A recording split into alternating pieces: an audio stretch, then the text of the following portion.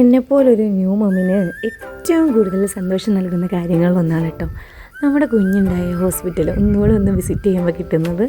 കാരണം എന്താണെന്ന് വെച്ചാൽ നമുക്ക് ആ ഹോസ്പിറ്റലിൽ കാണുമ്പോൾ തന്നെ നമ്മൾ ആദ്യമായിട്ട് നമ്മുടെ കുഞ്ഞിൻ്റെ മുഖം കണ്ടത് ഓർമ്മ വരും.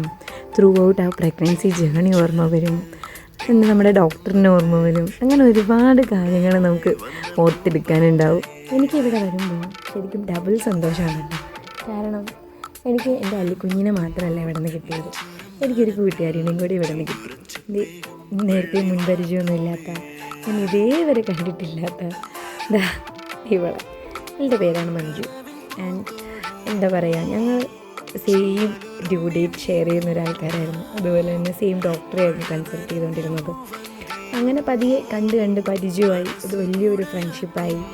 ഇപ്പോൾ ഇതാ ഞങ്ങളുടെ കുഞ്ഞുമക്കളെയും കൊണ്ട് ഒന്നുകൂടെ ഞങ്ങൾ കൺസൾട്ട് ചെയ്ത ഡോക്ടറിൻ്റെ അടുത്ത് വരിക എന്ന് പറഞ്ഞാൽ എന്താ പറയുക, ഇല്ലാത്തൊരു ഫീൽ തന്നെ.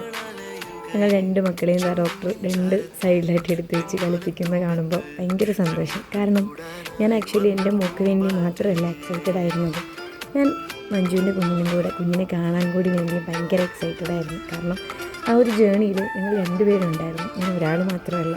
അപ്പോൾ എനിക്ക് അവളുടെ കുഞ്ഞിനെയും കാണുന്നതും ഒരേപോലെ എക്സൈറ്റ്മെൻ്റ് ഉള്ളൊരു കാര്യമായിരുന്നു. ആൻഡ് കാശിയും അല്ലിയും ഭയങ്കര കൂട്ടായിട്ട് ഫ്യൂച്ചറിൽ വളരട്ടെ.